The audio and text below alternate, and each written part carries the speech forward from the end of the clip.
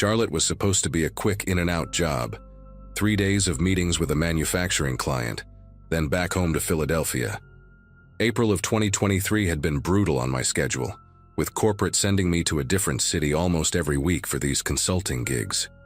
Most guys who graduated with me in 2012 were already deep into family life, coaching Little League and complaining about lawn care, while I was still memorizing hotel checkout times and living off expense reports. The Airbnb I found was suspiciously cheap for downtown, $62 a night when everything else hovered around $200. But my company capped reimbursements, and I had become an expert at finding deals that let me pocket the difference. The listing photos showed a modest third-floor apartment in an old brick building. Nothing special, but functional. I pulled up around 9 that Wednesday night after fighting traffic from the airport, and the street was oddly quiet. Just a handful of parked cars and the dim glow of shops closing down. I grabbed my suitcase from the trunk, punched in the lockbox code, and climbed the narrow stairwell to Unit 3B without passing a single soul. The apartment smelled faintly of lemon cleaning spray, that artificial freshness hosts use to mask the reality of strangers cycling through every few days. Everything looked close enough to the photos, though clearly more worn. The hardwood floors had deep scratches near the doorways, the couch cushions held permanent impressions from countless bodies, and the kitchen appliances had that yellowed plastic look of things too old to be stylish but too functional to replace. Still, the bed was made with crisp white sheets, the bathroom had fresh towels, and the Wi-Fi connected on the first try. Good enough for my purposes. What drew my attention was the small balcony off the living room, just wide enough for 2 cheap plastic chairs and a neglected plant that had died months ago. I stepped outside to get some air after unpacking, and that is when I noticed the view. Directly across the street, maybe 40 feet away, sat an upscale jewelry store with tasteful window displays and security lights that cast a warm glow on cases full of watches and diamonds. Pretty spot for a cigarette if I still smoked, I thought. I stood there for a few minutes scrolling through work emails, admiring how the gems caught the light, then went inside and passed out from exhaustion without giving it another thought. Thursday came and went in a blur of conference rooms and handshakes. The client was demanding but reasonable, and by 6 in the evening I had wrapped up most of the critical discussions. I stopped at a Thai place a few blocks from the apartment, ate alone at the bar while watching a basketball game I did not care about, and made it back to the Airbnb around 8:30. The building was quiet again, and I passed an elderly woman on the second-floor landing who nodded politely but said nothing. Once inside, I kicked off my shoes, loosened my tie, and decided to enjoy the balcony for a bit before diving into the report I needed to finish. The evening air was cool and pleasant, that perfect spring temperature where you do not need a jacket but appreciate long sleeves. I leaned against the railing, looking down at the street, watching a couple walk by holding hands, when something caught my eye. A small black shape tucked underneath the metal railing, almost invisible, unless you were standing at that exact angle. At first I thought it was a piece of electrical tape or some weatherproofing material, but when I crouched down to look closer, my throat tightened. It was a camera, compact and deliberately concealed, its tiny lens pointed directly at the jewelry store across the street. I stayed crouched there for what felt like a full minute, just staring at this thing that should not exist. The camera was professional looking, matte black housing with no visible brand markings, mounted with industrial adhesive and angled with precision. This was not some random security measure a paranoid landlord might install. It was pointed outward, not at the apartment entrance or the balcony itself. Someone had placed it there specifically to watch that jewelry store, and they had done it carefully enough that a casual guest would never notice. I stood up slowly, my mind racing through possibilities. Maybe the Airbnb host was some kind of private investigator? Maybe the police had set up surveillance and forgotten to remove it? Neither explanation made sense, but I desperately wanted one of them to be true.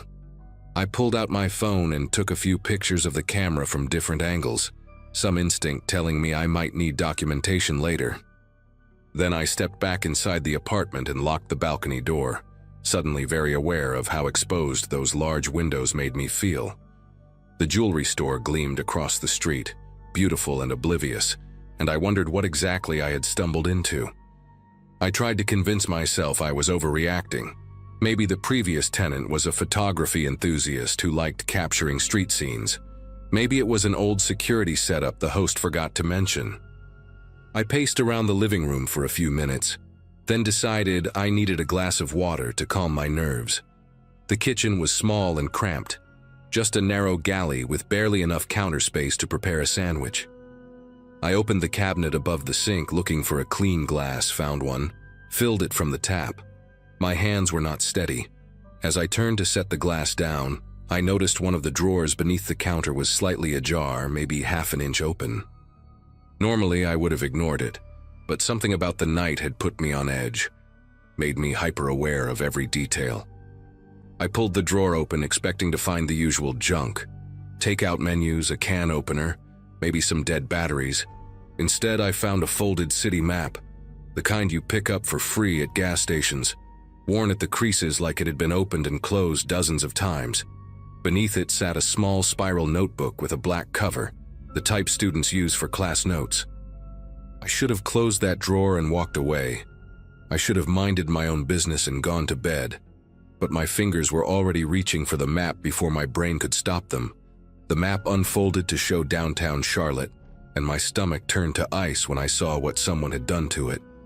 The jewelry store across the street was circled in red ink, not once, but at least 7 or 8 times, the circles layered on top of each other with obsessive intensity. Small X marks dotted the surrounding blocks, each one labeled with cryptic abbreviations I could not decipher. An arrow pointed to an alley behind the store with the words "Service Entrance" written in neat, careful handwriting. I set the map aside and opened the notebook with fingers that had gone numb. The first few pages contained what looked like a schedule, names I did not recognize paired with times and days of the week. Carla opens Mon Wed Fry, arrives 8:45, disarms 8:52. Another entry read, "Night security passes at 11:13, clockwork never varies." Page after page of detailed observations about the jewelry store's operations, employee habits, delivery schedules, alarm company response times. This was not a curious neighbor keeping casual notes. This was reconnaissance, methodical and thorough, the kind of preparation that comes before something very bad happens. I closed the notebook and stood frozen in that tiny kitchen, the fluorescent light buzzing overhead, trying to process the fact that I was standing in what appeared to be a staging ground for a robbery. My first instinct was to call the police, but something held me back. What would I even say? I found a camera and some notes in an Airbnb, and I think someone might be planning a crime? They would ask questions I could not answer, maybe even suspect I was involved somehow. I was a stranger in this city, staying in a cheap rental across from a jewelry store, and I had just admitted to snooping through drawers. The optics were terrible. I decided to pack my things quietly, leave the apartment, find a hotel for the night, and figure out what to do in the morning with a clear head. I was halfway to the bedroom to grab my suitcase when I heard it. Footsteps in the stairwell, slow and deliberate, the heavy tread of boots on old wooden steps. The building had been silent all evening, and these footsteps were not the casual pace of someone coming home after a long day. They were measured, purposeful, and they stopped on the 3rd floor landing. I stood perfectly still in the middle of the living room, holding my breath, listening. Voices now, low and muffled, at least 2 different people speaking in hushed tones right outside my door.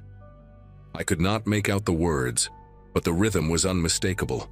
This was a conversation, not a greeting between neighbors passing in the hall. I moved toward the door as quietly as I could manage, stepping on the edges of the floorboards where they were less likely to creak. The apartment had one of those old doors with a brass peephole, cloudy with age but still functional. I pressed my eye against it and felt my entire body go rigid. 3 men stood in the narrow hallway, clustered close together like they were trying not to be overheard. The one closest to my door was tall and broad-shouldered, wearing a dark jacket and watching the stairwell like he expected someone else to appear. The second man was shorter, wiry, with a shaved head that gleamed under the dim hallway light. The third stood slightly apart from the others, older than them by at least a decade, with gray at his temples and the calm, patient expression of someone who had done this kind of thing before. The tall one leaned in close to the older man and said something I could not hear. The older man shook his head slowly, then replied in a voice just loud enough to reach me through the thin door. "Check if the renter saw the setup. If he touched the materials, we handle it tonight." The shaved-head man reached for my doorknob, and I watched in horror as it began to turn. The deadbolt held. I had locked it out of habit when I came in, the way you do in unfamiliar places without even thinking. The knob twisted left, then right, then stopped. A pause. Someone muttered something about keys, and I heard the older man say, "Bobby has the spare. He is on his way up." I had seconds, maybe a minute at most. My mind went blank with panic, then snapped into survival mode with a clarity I did not know I possessed. The balcony. It was my only option. I moved fast but tried to stay silent, grabbing my phone and wallet from the kitchen counter, leaving everything else behind. The bedroom had a window that faced the same direction as the balcony, and I remembered seeing a fire escape during my brief exploration of the apartment. I slipped into the bedroom and eased the window open, wincing at the soft scrape of wood against wood. The fire escape was there, old and rusted but solid enough, dropping down to a narrow alley between buildings. Behind me, I heard new footsteps on the landing. Bobby with the spare key, I assumed, and the sound of metal sliding into a lock. I climbed out onto the fire escape and pulled the window mostly closed behind me, leaving it open just a crack so it would not latch and trap me if I needed to come back. Not that I planned to ever set foot in that apartment again. The fire escape shuddered under my weight as I descended, each step producing a metallic groan that sounded deafening in the quiet night. I forced myself to move slowly, gripping the railing with white knuckles, terrified that the noise would alert the men now entering the apartment above me. Second floor, first floor, then a ladder that dropped the final 10 feet into the alley. I hung from the bottom rung and let go, landing hard on concrete and feeling the impact shoot through my ankles. The alley was dark and narrow, lined with dumpsters and the back entrances of businesses that had closed hours ago. I could hear muffled sounds from above, footsteps moving through the apartment, a door slamming, someone shouting something I could not make out. They had discovered I was gone. I ran. Not jogged, not walked quickly, but ran with everything I had toward the strip of light at the end of the alley where it opened onto a main street. My dress shoes slapped against wet pavement, my lungs burned, and I did not look back once. I burst onto the sidewalk and nearly collided with a woman walking her dog, who gave me a startled look as I mumbled an apology and kept moving. 2 blocks later, I found a busy sports bar with a crowd of people visible through the windows, and I pushed through the door like a drowning man reaching for a life raft. I found a booth in the back corner, slid in with my back against the wall, and tried to steady my breathing while a waitress asked if I wanted anything. I ordered a beer. I had no intention of drinking, just to have a reason to stay. My hands were trembling so badly I could barely unlock my phone, but I managed to pull up the photos I had taken of the camera on the balcony. Evidence. I had evidence. I called 911 and told the dispatcher everything: the hidden camera, the map with the jewelry store circled, the notebook full of schedules, the 3 men who had come to the apartment, what I heard them say through the door. The dispatcher kept me on the line while she sent units to the building, asking me to describe everything again. Slower this time. 20 minutes later, 2 officers found me at the bar and escorted me to their cruiser. They drove me back to the block where the Airbnb was located, but we did not go inside. Instead, we parked across the street and I watched from the back seat as more police arrived. Then detectives in unmarked cars, then a van I later learned belonged to a task force that had been investigating a string of high-end jewelry heists across 3 states. The officers asked me questions for over an hour, taking notes, recording my statement, examining the photos on my phone. One of them told me I was lucky, that these guys were professionals, that people who stumbled onto operations like this usually did not get the chance to run. The investigation took months to unfold, but I only learned the details much later through news reports and a single follow-up call from a detective named Reyes.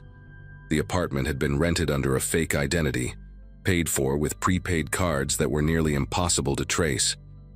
The 3 men I saw were part of a crew responsible for at least 4 other robberies, all targeting high-end jewelry stores in mid-sized cities across the southeast. They would rent apartments with good sightlines, spend weeks documenting patterns and security protocols, then execute precise smash-and-grab operations that lasted under 3 minutes. The night I fled, they had apparently been there to retrieve their surveillance equipment and finalize their plan. The robbery was scheduled for that weekend. My accidental discovery forced them to abandon the job and scatter. 2 of them were arrested 6 weeks later during a traffic stop in Tennessee. The 3rd disappeared and remains at large as far as I know. I never went back for my suitcase or the clothes I left behind. The Airbnb listing vanished from the site within days, and I never received a response from the host when I tried to contact them. Sometimes I think about how close I came to something irreversible, how a simple habit of locking the deadbolt bought me the 60 seconds I needed to survive. I still travel for work, still book cheap rentals in unfamiliar cities, but now I check every drawer, every corner, every angle of every room before I unpack. And I always sleep with a chair wedged under the doorknob.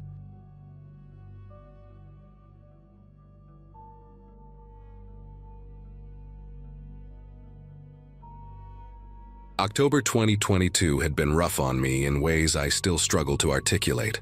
A layoff from the marketing firm where I had worked since graduating college in 2017, followed by the kind of breakup that leaves you staring at your ceiling at 3 in the morning, wondering where exactly everything went wrong. At 26, I found myself with a severance check, an empty apartment that still smelled like my ex-boyfriend's cologne, and an overwhelming need to be anywhere else.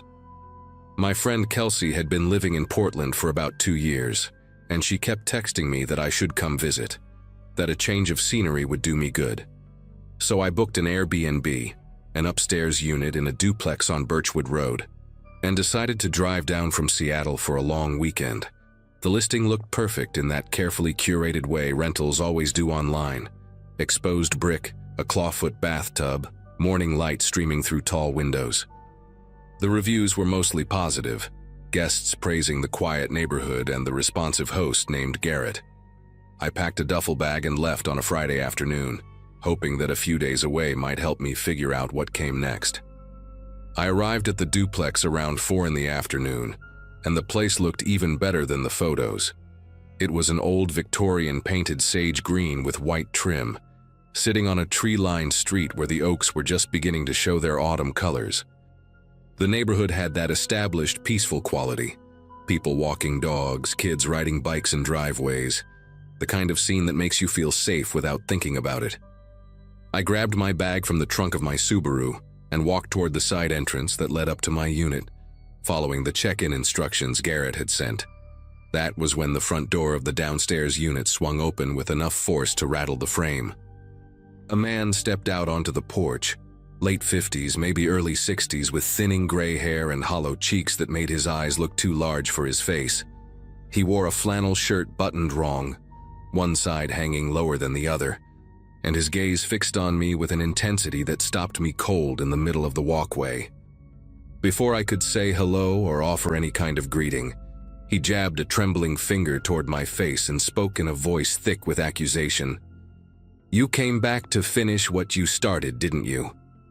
I stood there for a moment, completely caught off guard, my duffel bag hanging awkwardly from my shoulder. My first instinct was to laugh, because surely this had to be some kind of mistake or maybe even a weird joke. "I'm sorry," I managed to say, keeping my voice light and friendly. "I think you might have me confused with someone else. I just got here. I'm renting the upstairs unit for the weekend." The man's expression didn't soften. If anything, his eyes narrowed further, scanning my face like he was searching for something hidden beneath the surface. He took a step closer to the edge of his porch, close enough that I could see the patchy stubble on his jaw and the dark circles carved deep under his eyes. "That's exactly what you'd say," he muttered, more to himself than to me. "That's exactly what they told you to say." I felt my smile falter, unsure how to respond to that. After an uncomfortable silence that stretched on for what felt like a full minute, he finally turned and retreated back inside, slamming his door hard enough to make the porch railing vibrate. I stood frozen on the walkway for another few seconds, trying to process what had just happened. Then I shook it off and headed up the exterior staircase to my unit, telling myself that every neighborhood has its eccentric characters. Maybe he had dementia, or maybe he was just having a bad day. People say strange things sometimes. It doesn't always mean something sinister. The upstairs apartment was exactly as advertised. Clean, bright, with that exposed brick wall and the beautiful clawfoot tub I had seen in the photos. I dropped my bag on the bed and texted Kelsey that I had arrived safely, then spent the next hour unpacking and settling in. We made plans to grab dinner the following evening, and I poured myself a glass of wine from the bottle I had brought and sat by the window watching the street darken as the sun went down. By 9 o'clock, I had almost convinced myself that the encounter with the downstairs neighbor was nothing more than an awkward misunderstanding, something I would laugh about later. I changed into pajamas, crawled into the surprisingly comfortable bed, and closed my eyes. That was when the pacing started. At first, I thought it was just the normal sounds of an old house settling, or maybe the neighbor moving around before bed. But as I lay there in the darkness, I realized the footsteps were deliberate, back and forth, directly beneath my bedroom. The floorboards in these old Victorians are thin, and I could track his movement with unsettling precision. He would walk from one end of what I assumed was his living room to the other, pause for a few seconds, then turn and walk back, over and over again, like a caged animal. I checked my phone. It was almost 11. I told myself he was probably just an insomniac, maybe anxious about something, and that he would settle down eventually. But then I started to hear his voice. It was muffled through the floor, impossible to make out complete sentences, but the rhythm of it was clear. He was talking to himself, or maybe to someone who wasn't there. I pressed my ear closer to the mattress, straining to listen, and caught fragments that made my chest tighten. "They sent her again, and she thinks I don't know," and something that sounded horribly like, "This time I'll be ready." I barely slept that night.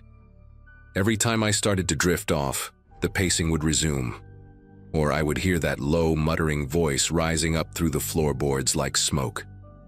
By the time pale morning light began to filter through the curtains, I had maybe gotten 2 hours of broken rest. I lay there debating what to do. Should I message Garrett, the host? Should I just leave and find a hotel? Part of me felt ridiculous for being so shaken by what was probably just a lonely, mentally unwell man who posed no real threat. I decided to give it one more chance to see how things looked in the daylight. I showered, got dressed, and made myself a cup of coffee using the little Keurig machine on the kitchen counter. Around 8 in the morning, I gathered the small bag of trash I had accumulated, the wine bottle, some packaging from snacks, and headed downstairs to find the bins Garrett had mentioned were located at the side of the house. The morning air was crisp and cool, and for a moment everything felt normal again. Birds were singing, a jogger passed by on the sidewalk, and I could smell someone cooking bacon somewhere nearby. I rounded the corner toward the trash cans, and that was when the downstairs door burst open and he came rushing out, a kitchen knife clutched in his right hand. I dropped the trash bag and stumbled backward, nearly tripping over my own feet. He stopped about 6 feet away from me, close enough that I could see the blade catching the morning sunlight, close enough that I could see how badly his hand was shaking. His eyes were wild and bloodshot, rimmed with red like he hadn't slept in days, and there was a sheen of sweat on his forehead despite the cool air.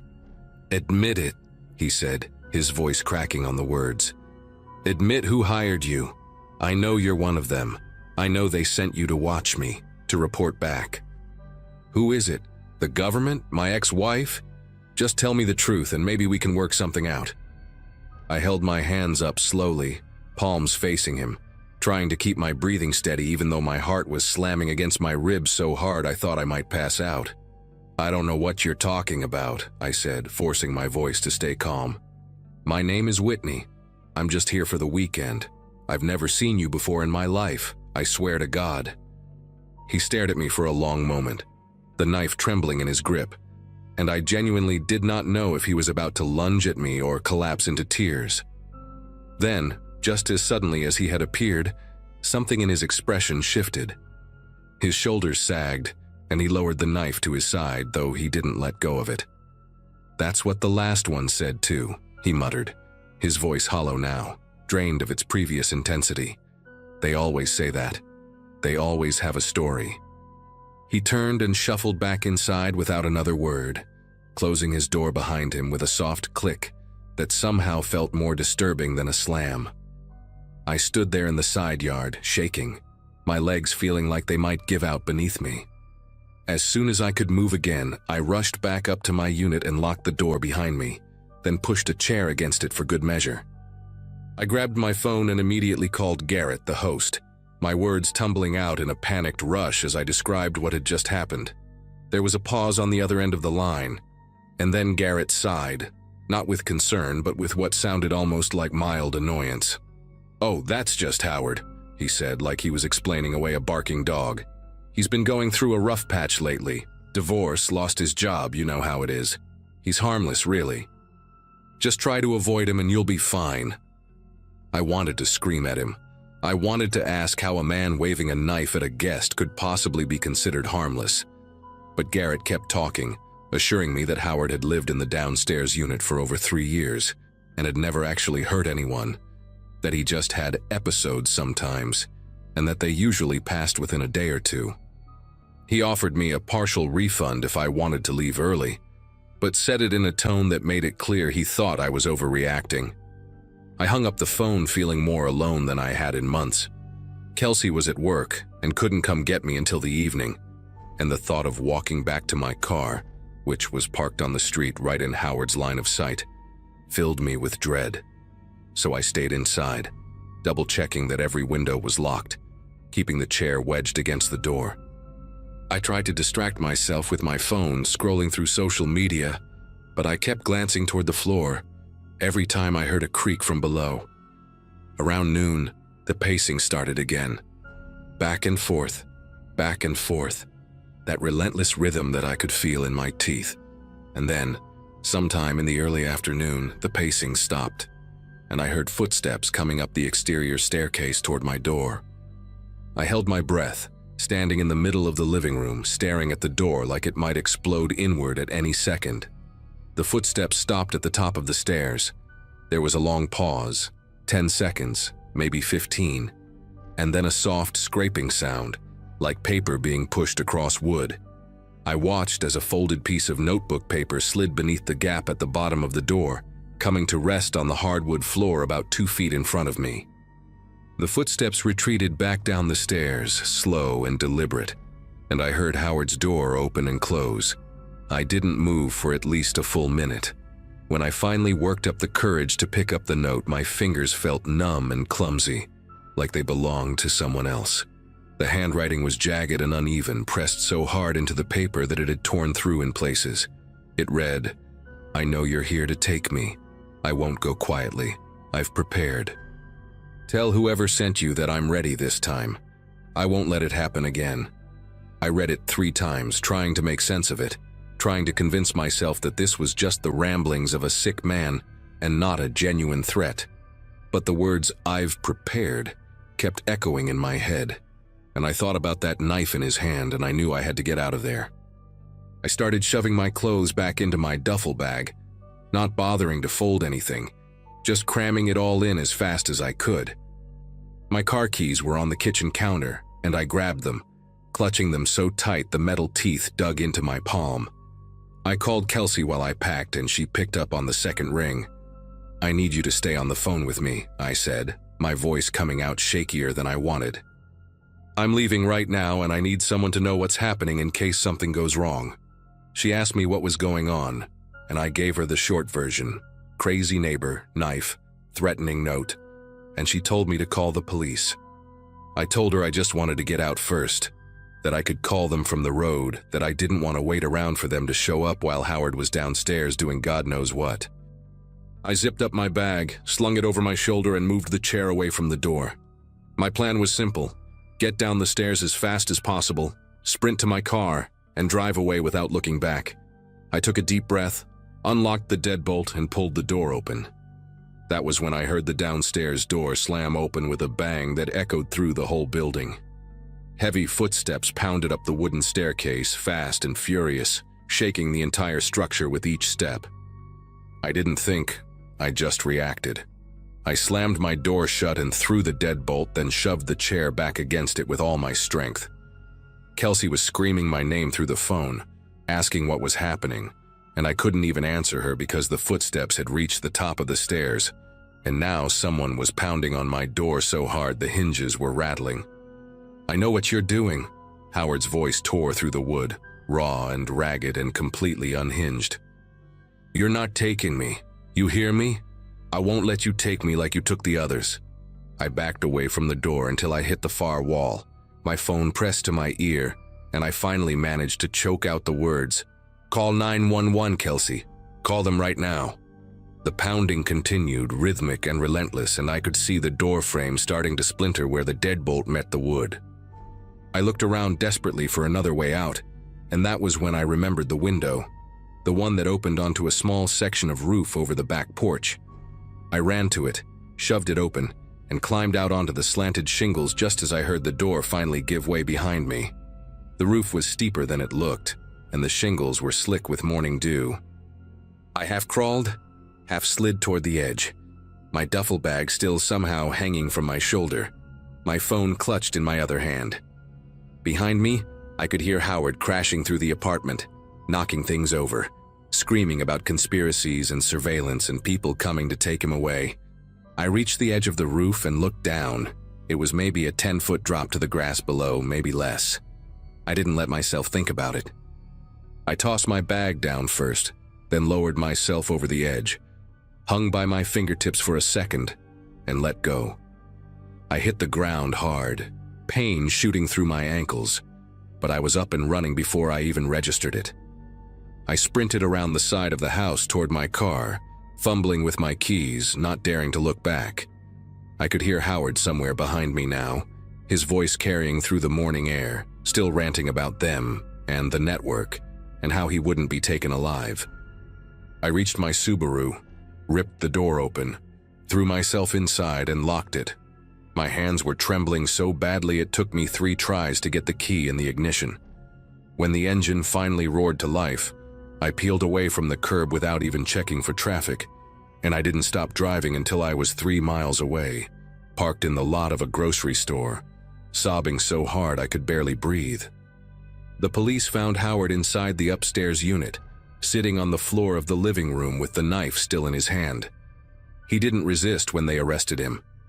Kelsey had called 911 the moment she heard the door break down, and the officers arrived within 8 minutes, an eternity when you're running for your life, but fast enough that he didn't have time to flee. I gave my statement from the grocery store parking lot, still shaking, still crying, and a detective called me later that evening to fill in the gaps. Apparently, Howard had been in and out of psychiatric facilities for years. He suffered from severe paranoid schizophrenia, and he had stopped taking his medication about 2 months before I arrived. Garrett, the host, knew about his condition, but thought he could manage the situation because Howard had been stable for a while.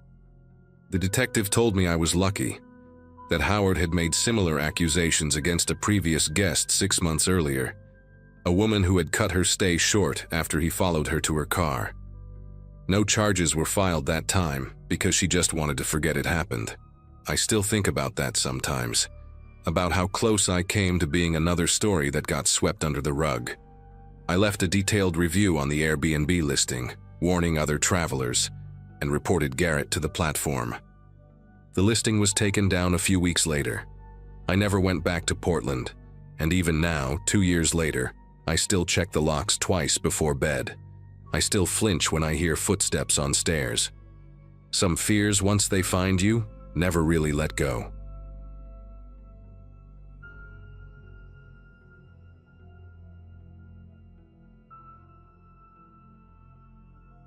Booking apps make me nauseous now. Not exaggerating, I mean physically sick. Friends ask me to join them on trips and I make up excuses because I cannot explain what happened in April 2018 without sounding paranoid or crazy. At 26, right after a messy breakup that left me hollow, I decided solo travel would fix me. A co-worker had done this whole backpacking thing through Eastern Europe and kept sending photos of cheap hostels and empty beaches. I had savings from my consulting work, the flexibility to be remote for a few weeks, and nothing keeping me home anymore. So I picked a small coastal country I had only seen mentioned in budget travel blogs. Off the tourist radar, beautiful old towns, and prices that seemed almost too good. I told myself it would be an adventure, a reset. I found this apartment listing on one of those rental platforms. Nothing fancy but cheap. Around 40 euros a night for a one-bedroom in a town with a name I still cannot pronounce right. The reviews were decent, maybe 15 total, all short and generic but positive enough. The host called himself Bogdan, responded fast, seemed helpful through the app messages. He sent the address and a lockbox code for the key. My flight had 2 connections, and by the time I landed, it was already dark outside. A bus took me from the airport to the town center. Then I walked maybe 20 minutes dragging my suitcase over uneven cobblestone, using my phone GPS to navigate. The building looked old, 5 or 6 stories, with a heavy wooden door that groaned when I pushed it. Inside, the stairwell reeked of cigarette smoke mixed with something damp, and the lights operated on a timer that clicked off every 30 seconds, leaving me standing blind between floors while I scrambled to find the next switch. The apartment was on the 4th floor. I got the key from the lockbox, let myself in, and immediately felt relieved. It looked exactly like the photos, maybe even a bit nicer. Clean, small kitchen, a bed that seemed comfortable enough. I dropped my bags and went to close the curtains when I noticed the window faced the interior courtyard and another building across the way. A few windows over there had lights on, people moving around inside their homes. Normal stuff. I showered, ate some crackers I had packed, and decided to head out to grab a real meal since I had seen a few restaurants still open near the bus stop. It was around 10 at night, cold but not freezing, and the streets were mostly empty.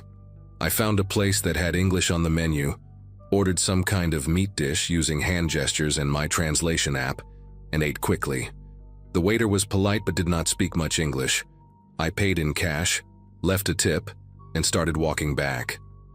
That is when I first saw them. 2 men standing near the entrance of my building, right by the heavy wooden door.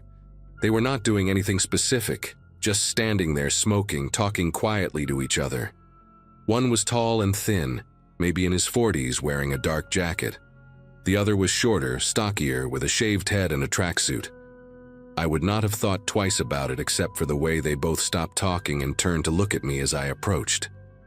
Not a casual glance, but a direct stare that followed me as I punched in the building code and pushed the door open.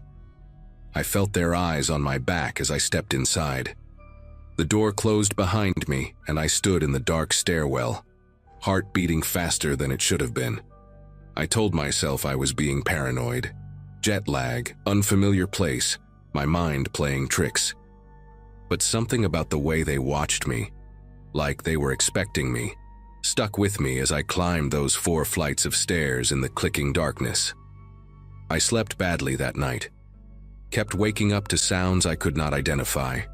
Pipes groaning, doors closing somewhere in the building. Muffled voices that could have been from neighboring apartments or from the stairwell. I could not tell. Around 3 in the morning, I heard footsteps outside my door. Slow, deliberate steps that stopped right in front of my apartment. I lay completely still in bed, barely breathing, staring at the thin strip of light under the door. A shadow moved across it. Someone was standing there. I waited for a knock, for something. But after maybe a minute, the footsteps continued down the hall and faded. I did not sleep again after that. I just lay there watching the ceiling turn gray as the sun came up, convincing myself it was probably just a neighbor coming home late, nothing more. In the morning, around 8, I finally got up and checked my phone. There was a message from Bogdan on the rental app, sent at 6 in the morning. It said in broken English, "You came home very late. Who brought you?" I read it 3 times trying to understand what he meant. How did he know what time I came back? The apartment had no cameras that I could see. I had checked when I arrived. And what did he mean? Who brought me? I came back alone. I typed a reply asking what he meant, trying to keep it casual, saying I just went out for dinner and came back around 10:30. He read the message immediately but did not respond. I sat on the edge of the bed holding my phone, and that uneasy feeling from the night before came flooding back. Someone was watching me. Either Bogdan himself or someone reporting to him. The 2 men outside, maybe. I walked to the window and looked down at the courtyard, half expecting to see them staring up at me, but it was empty. I decided to go out and clear my head, maybe find a cafe with Wi-Fi and do some research on the area. But when I went to open the front door, I noticed something that made me stop cold. The lock, this old brass thing with a deadbolt, had scratches around the keyhole that I was certain were not there before. Fresh scratches, bright metal showing through the darker patina, and the door frame near the latch had a small dent, like someone had tried to pry it open with a flathead screwdriver or something similar. I crouched down and looked closer. The wood was splintered slightly, tiny pieces on the floor that I must have stepped over when I came in last night without noticing. Someone had tried to force their way into the apartment. While I was inside, while I was sleeping, my mind raced through possibilities. Maybe it happened before I arrived, but the scratches looked fresh. Maybe I was wrong about them not being there, but I had examined the lock when I first got the key, checking that it worked properly. Those marks were new. I grabbed my passport, my wallet, and my phone, shoved them in my jacket, and left the apartment. I needed to report this to someone, anyone official. I used my translation app to figure out where the nearest police station was, about a 15-minute walk toward the center of town. The morning was bright, and the streets had more people now, locals going about their business, and I started to feel a bit calmer. Maybe I was overreacting. Maybe Bogdan had sent someone to check on the apartment and they had trouble with the lock. There had to be an explanation. The police station was a small building with a faded sign I could not read, and inside there was a front desk with a woman in uniform who looked up at me with zero expression. I tried to explain in English what happened, showing her photos I had taken of the lock and the door frame. She called over a male officer who spoke a little English, and I went through it all again. The scratches, the message from the host, the men watching me. He listened, nodded, then exchanged a look with the woman that I did not like at all. The officer told me I probably misunderstood the situation, that old buildings have old locks and scratches are normal, that the host was probably just being friendly, checking on his guest. He suggested maybe I was tired from traveling and seeing things that were not there. His tone was not rude exactly, but dismissive in a way that felt deliberate, like he was reading from a script. I asked if they could at least send someone to look at the door, to document the damage.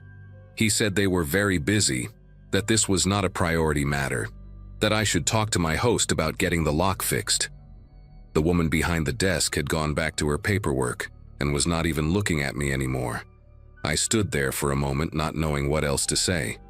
I thanked them, which felt stupid, and walked out. The sun was still bright, but the streets did not feel safe anymore. I had this growing certainty that I was completely alone in whatever was happening, that no one was going to help me, and that going back to that apartment was a terrible idea. But my stuff was there. My laptop, my clothes, my charger. I could not just leave everything behind. I stopped at a small grocery store and bought water and some food, enough for a day, thinking maybe I could just stay inside and book a bus or train out of there for the next morning. I would eat the cost of the remaining nights. I did not care. When I got back to the building, I checked the entrance carefully before going in. No one around. I climbed the stairs fast, got inside the apartment, and locked the door behind me. Deadbolt, chain, everything. I pushed a chair against the door too, which felt paranoid but also necessary. Then I sat on the bed and started searching for transportation out of town. The Wi-Fi was slow and kept cutting out, and the booking sites were confusing, half in the local language even when I switched to English. I finally found a bus leaving at 7 the next morning, about 10 hours away, and booked a ticket. I just had to make it through one more night. That was all. One more night and I would be gone. I messaged Bogdan saying I had a family emergency and needed to leave early, hoping that would explain my sudden departure without raising suspicion. He read it, but again did not reply. Around 4 in the afternoon, someone knocked on the door. 3 firm knocks, official sounding. I stayed quiet, not moving from the bed. Then a voice, a man speaking in accented English. He said he was police, that he needed to verify my documents, routine check for foreign visitors. My first thought was relief. Maybe the station had sent someone after all.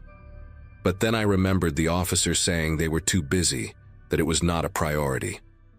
I got up slowly and looked through the peephole. A man in a dark uniform stood in the hallway, but something was wrong. The uniform did not look like what the officers at the station were wearing. Different color, no visible badge. He knocked again and repeated himself, saying he needed my passport for verification, that it would only take a minute. I asked him to slide his identification under the door. There was a pause. Then he said it was not necessary, that I should just open the door and this would be quick. His tone had changed, harder now, impatient.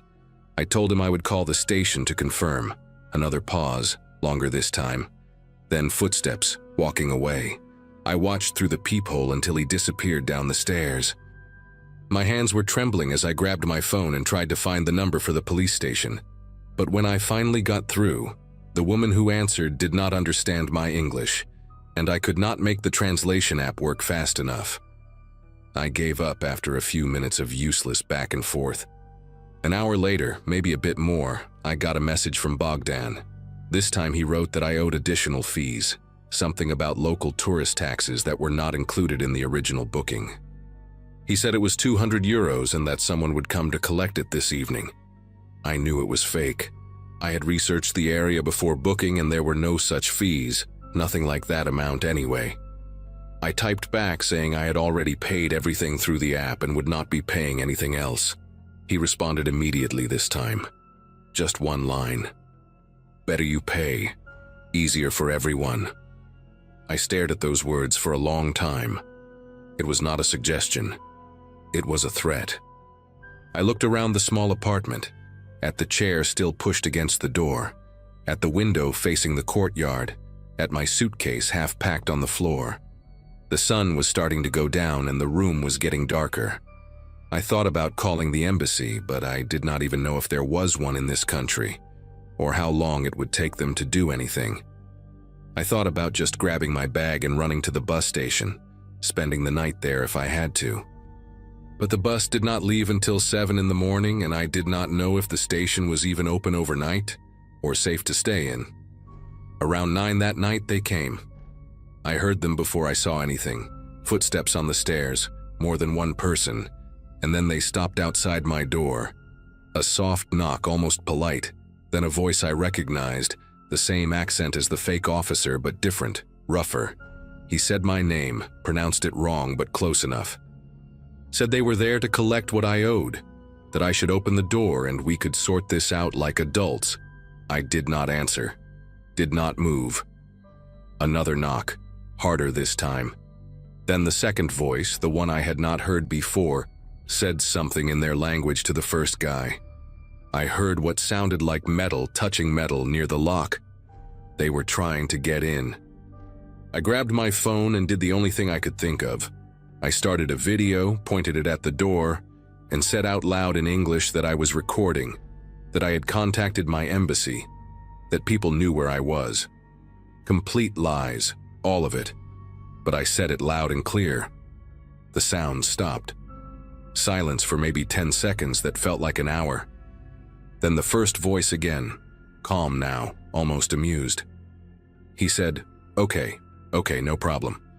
Said I should enjoy my stay. And then footsteps again, going down, getting quieter until I could not hear them anymore. I sat on the floor with my back against the bed, phone still recording. and I did not move for the rest of the night. I did not sleep. I barely blinked. I just sat there in the dark, watching the strip of light under the door, waiting for the shadows to come back. They never did. At 5 in the morning, when the sky started getting light, I grabbed my suitcase and left everything else behind. Charger, some clothes, a book I had been reading. I did not care. I walked to the bus station through empty streets, jumping at every sound, every person I passed. The station was open, a few other travelers sitting on benches looking half asleep. I found a corner where I could see all the entrances, and I waited. The bus came at 7, exactly on time, and I got on without looking back. I did not feel safe until we crossed the border into the next country, 3 hours later. Even then, I kept checking behind me, kept expecting to see that tall man in the dark jacket or the one with the shaved head. But they were gone. Or maybe they just found someone else. I never reported it to anyone, not properly. Who would I report it to? The police were useless or complicit. The rental app sent me a generic response when I complained. Something about investigating the matter, and the listing stayed up for months after. I checked. Bogdan even left me a review, 1 star, saying I was a difficult guest who left without paying what I owed. I did not respond. I just deleted my account and tried to forget any of it happened. But I still think about those footsteps stopping outside my door. I still hear that voice saying my name, and I still wonder what would have happened if I had opened it.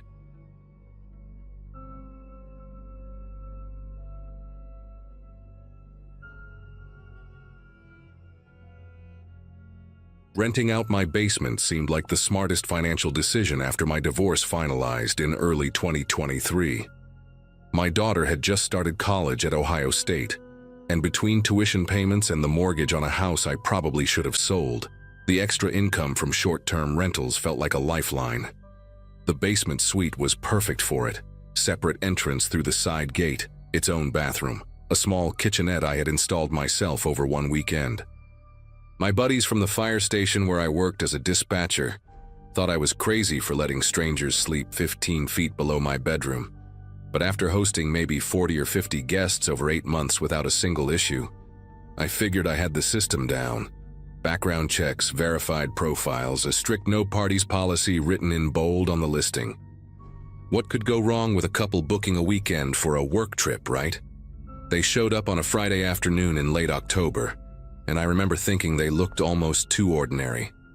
The man introduced himself as Craig, mid-40s maybe, with a firm handshake and the kind of forgettable face you see in insurance commercials. The woman beside him, Tamara, she said, barely made eye contact, just smiled politely while clutching a leather overnight bag against her chest like it contained something precious. They drove a silver Nissan Altima with Kentucky plates. Nothing flashy, nothing suspicious.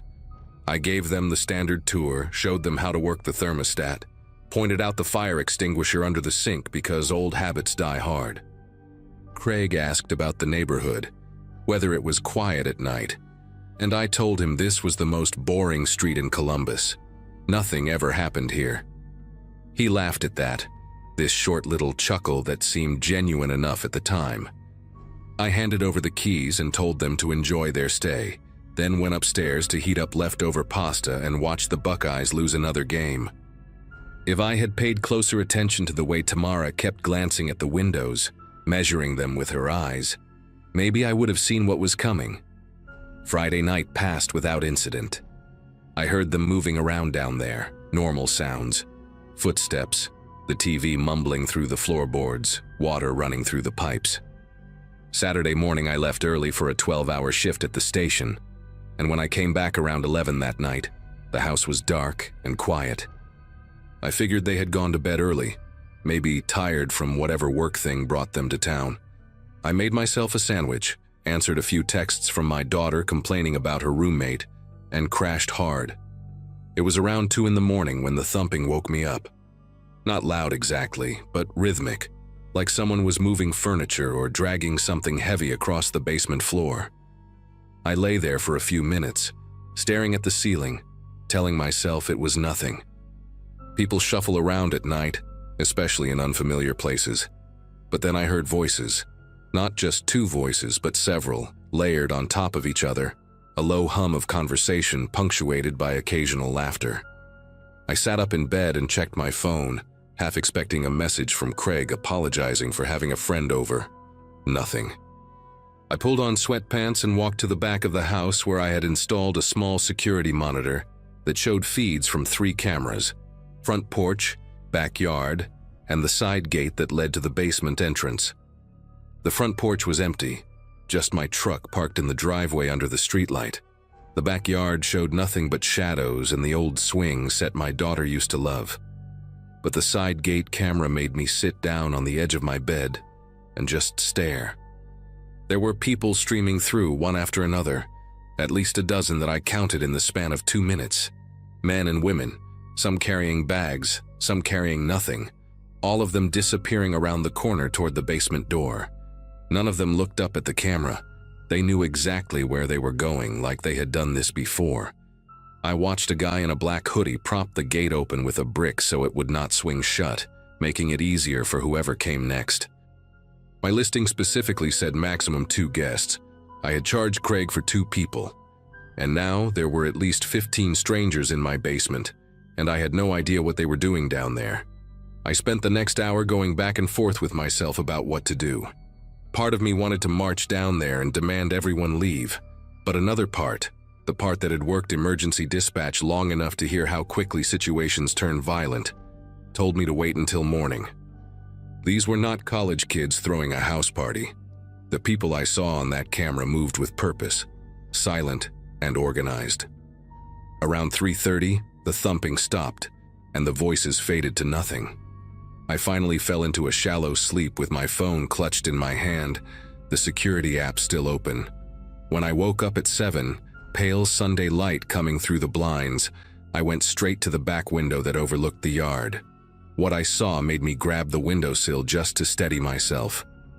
The grass was covered in trash, beer bottles, plastic cups, fast food wrappers scattered everywhere like confetti after a parade. But that was not the worst part. Near the fence, maybe 10 feet from my daughter's old swing set, there was a blackened circle in the grass about 3 feet wide. Scorch marks. And in the center of that circle, I could see the melted remains of fabric, clothing, maybe, or sheets, twisted into unrecognizable shapes. I threw on shoes and went outside, not even bothering with a jacket despite the October chill biting through my t-shirt. The smell hit me before I even got close to the burn site. Chemical, acrid, nothing like a normal bonfire. I crouched down and looked at the melted fabric, trying to figure out what it had been. There were buttons mixed into the ash, and what looked like a zipper fused into a warped line of metal. Someone had burned clothes down here deliberately, in the middle of the night while I slept 15 feet above them. I pulled out my phone and took pictures of everything. The trash, the scorch marks, the bottles that I now noticed were not just beer but also empty containers of rubbing alcohol and acetone. My hands were steady, but something inside my chest felt like it was vibrating at a frequency I could not control. I walked around to the side gate, still propped open with that brick, and stood in front of the basement door. I could hear movement inside, soft footsteps, someone talking in a low murmur. I knocked 3 times hard, using the side of my fist the way I learned to do back when I volunteered as a firefighter, before switching to dispatch. Craig opened the door about 6 inches, just enough for me to see half his face. He looked different than he had on Friday. His eyes were bloodshot, his jaw tight, and there was a sharpness in his expression that had not been there before. Behind him, I caught a glimpse of Tamara sitting on the edge of the bed, and next to her stood a man I had never seen, heavy-set with a shaved head and tattoos crawling up his neck. The smell coming from inside was wrong, a mix of sweat and something chemical that reminded me of the burn pile in the yard. I told Craig we needed to talk about what happened last night, that I had cameras, that I saw everything. He did not blink. He just stared at me with this flat, empty expression and said that whatever I thought I saw, I should forget about it. I told him that was not going to happen, that they had violated the rental agreement and needed to leave by noon or I was calling the police. That was when Craig leaned closer, close enough that I could smell cigarettes and something sour on his breath. and said 5 words that I can still hear perfectly when I close my eyes at night. Do not interfere with business. Then he shut the door in my face, and I heard the deadbolt slide into place. The deadbolt I had installed myself, now being used to lock me out of my own property. I went back upstairs and called the police non-emergency line, figuring this was a civil matter, an eviction situation at worst. The officer who showed up 40 minutes later was young, maybe mid-20s, with the kind of polite disinterest that told me he had already decided this was not worth his time. I showed him the pictures on my phone, walked him around to see the burn site and the trash, explained about the cameras and the crowd of people I had seen entering in the middle of the night. He nodded along, took a few notes, then knocked on the basement door himself. Craig answered with a completely different demeanor, friendly, apologetic, laughing about how they had invited a few friends over and things got a little out of hand. He called it a party dispute, a misunderstanding between neighbors, said they would clean up the yard and be out by checkout time tomorrow. The officer looked at me like I was the one causing problems. He told me that since they had a valid rental agreement through Monday morning, there was not much he could do unless I had evidence of a crime. I mentioned the chemical containers, the burned clothes, but without proof of what exactly was burned or why. It was just speculation. The officer left his card and told me to call if things escalated, but his tone made it clear he did not expect to hear from me again. I spent the rest of Sunday afternoon in my living room, watching the security feeds on my laptop with the blinds drawn. The basement stayed quiet for most of the day, but I noticed Craig and the bald man leave around 4 in the afternoon, climbing into a white cargo van that I had never seen before. Not the silver Altima they arrived in. They drove off and did not come back for hours. Tamara stayed behind, and through the thin walls I could hear her talking on the phone. Her voice too muffled to make out words, but the tone urgent, almost frantic at times. I thought about calling my daughter just to hear a familiar voice, but what would I even say? That I rented my basement to criminals? That I was sitting in my own house feeling like a prisoner? Around 8 o'clock, after the sun had gone down and the street had fallen into that quiet Sunday stillness, I looked at the front porch camera and felt my throat tighten. There were 2 men standing at the bottom of my driveway, right where the concrete met the sidewalk. They were not moving, not talking to each other, just standing there with their hands in their jacket pockets, staring directly at the house. One of them was tall and thin, wearing a baseball cap pulled low. The other was shorter, stockier, with a beard that caught the orange glow from the streetlight. I had never seen either of them before in my life. I watched those 2 men for almost 20 minutes, waiting for them to do something, approach the house, leave, anything. But they just stood there, motionless, their eyes fixed on my front windows like they were waiting for a signal. I turned off all the lights inside, moving through my own home in the dark like an intruder, and positioned myself near the window where I could see them without being seen. The tall one pulled out his phone at some point, looked at the screen, then showed it to the other guy. They both glanced up at the house again, and I swear the shorter one smiled. Just a quick flash of teeth that disappeared as fast as it came. Then, as if they had received some invisible command, they both turned and walked away down the sidewalk, disappearing into the shadows between streetlights. I did not sleep that night. I sat in my recliner with a baseball bat across my lap, the same one my daughter used in Little League 15 years ago, and I watched every camera feed until my eyes burned. The white cargo van returned around midnight. I saw Craig and the bald man carry something inside the basement, something wrapped in black plastic that took both of them to lift. I told myself it could be anything: equipment, supplies, furniture. I told myself a lot of things that night that I did not believe. Monday morning came gray and cold, the kind of Ohio autumn day that feels like the sky itself is pressing down on you. Checkout was supposed to be 11, and by 10:30 there was no sign of movement from the basement. I called the rental platform's emergency line and explained the situation. The unauthorized guests, the threats, the men watching my house. The representative put me on hold for 15 minutes and came back with nothing useful, just a promise to investigate and a reminder that I could file a claim for property damage. By noon, Craig and Tamara were still inside. I could hear them moving around, hear that same low murmur of voices that now included at least 2 or 3 other people.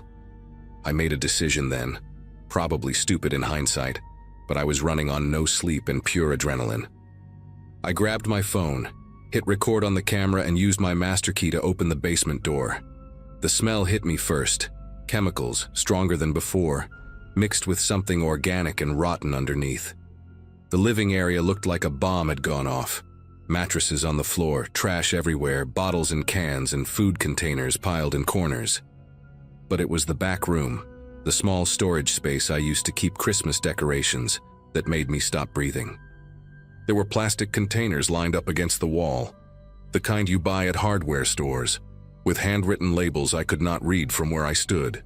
The windows had been covered with black plastic sheeting, and someone had installed padlocks on the inside, makeshift locks that would keep anyone from getting in or out. Craig appeared from the bathroom, and behind him I saw the bald man and another guy I did not recognize, younger, with nervous eyes that kept darting toward the back room. Craig told me to get out, his voice calm but carrying an edge that felt like a blade against my throat. I held up my phone and told him I had already called the police again, that they were on their way, that whatever they were doing down here was over. It was a bluff. I had not called anyone yet, but something in my voice must have convinced him. He looked at the other 2 men, some kind of silent communication passing between them, and then he smiled. Not a friendly smile, but the smile of someone who knows something you do not. He told me to check the wall by the bed before I made any more threats. Then all 3 of them walked past me, close enough that the bald man's shoulder brushed mine, and they went out the side door without another word. I heard car doors slam, an engine start, and then they were gone. I stood there in that destroyed basement, my phone still recording, and I walked over to the wall Craig had mentioned. Someone had scratched words into the drywall with something sharp, deep gouges that went through the paint and into the plaster beneath. 5 words that I can still see when I close my eyes. "We know you live upstairs." I called the real police this time, not the non-emergency line, but 911, and I told them everything. 2 officers came first, then a detective, then a whole team of people in plain clothes who took one look at the back room and made everyone else step outside. They found traces of methamphetamine production in those containers, enough chemical residue to charge someone with manufacturing if they ever caught them. The black plastic on the windows, the padlocks, the burned clothes in the yard, it all pointed to a mobile drug operation, the kind that sets up in short-term rentals for a few days and disappears before anyone catches on. The detective told me I was lucky, that these people had done this before in other cities, and that the homeowners who asked too many questions usually ended up with more than scratched drywall. They dusted for fingerprints, took samples, photographed everything. But Craig and Tamara, if those were even their real names, had used fake identification to book the rental. The silver Altima had been stolen from a parking garage in Kentucky 3 weeks earlier. The white cargo van was found abandoned 2 days later at a rest stop near Indianapolis, wiped clean. Nobody was ever arrested. The case went cold within a month. I sold the house in February of 2024, took a loss on it just to get out fast. My daughter asked me why I was moving into an apartment when I'd always said I would die in that house, and I told her I just needed a change of scenery. I never told her about the message on the wall, about the men standing at the bottom of the driveway, about the nights I spent awake with a baseball bat waiting for footsteps that never came. Some things you carry alone because sharing them would only spread the weight to people you love. I still check behind me when I walk to my car at night. I still look at every silver Nissan on the highway and wonder. The new apartment has no basement, no extra rooms, no space for guests of any kind. Sometimes I wake up at 2 in the morning and lie there in the dark, listening for thumping through walls that do not exist, voices that are not there. The police told me those people probably forgot about me the moment they drove away, that I was just another mark, another temporary stop on whatever criminal highway they travel. Maybe that is true, but I remember the way Craig smiled before he left. the way he told me to check the wall like he was giving me a gift. They wanted me to find that message. They wanted me to know that even in my own home, I was never really alone. And some nights, when the apartment is too quiet and the shadows stretch too long, I still do not feel alone. And that is the part that keeps me awake.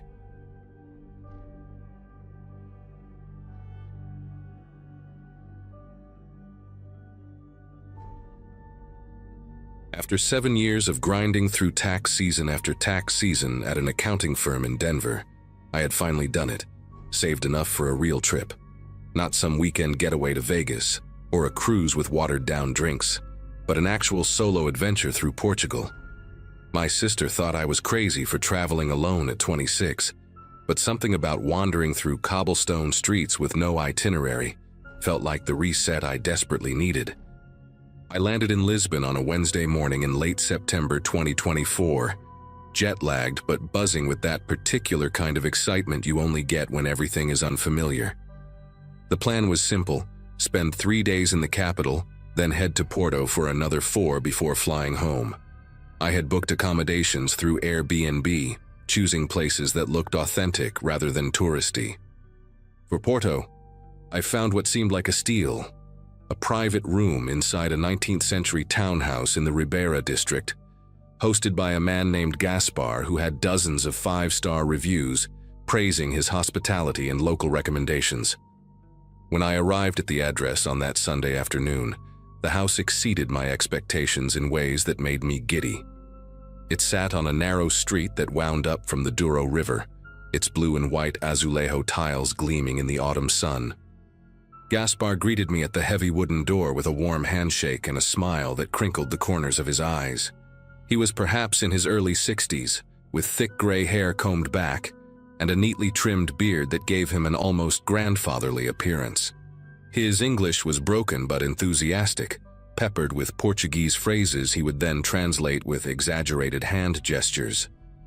He insisted on carrying my suitcase up the creaking staircase, pointing out family photographs on the walls: his late wife, his daughter who lived in Brazil, his grandchildren he saw only on video calls. The room itself was charming: high ceilings with exposed wooden beams, a wrought iron bed covered in crisp white linens, and a window that overlooked a tiny courtyard filled with potted lemon trees. He handed me an ornate brass key and then, almost as an afterthought, mentioned he would keep a spare in the kitchen drawer, just for safety, in case I ever locked myself out. The first 2 days passed like a dream. I wandered through the Livraria Lello, ate francesinha at a tiny restaurant where the owner kissed my cheeks like I was family, and watched the sunset paint the Douro River in shades of copper and rose. Gaspar was attentive in a way I initially found endearing. He would ask about my plans each morning over coffee, recommending hidden gems and warning me about pickpockets near the train station. But by the second evening, his questions became more specific. Where exactly was I going? What time would I return? Had I told anyone back home about staying here? I brushed it off as cultural difference, maybe even loneliness from an old man whose family lived an ocean away.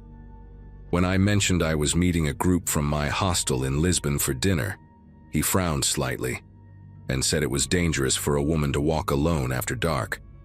He offered to wait up for me, to make sure I got home safe.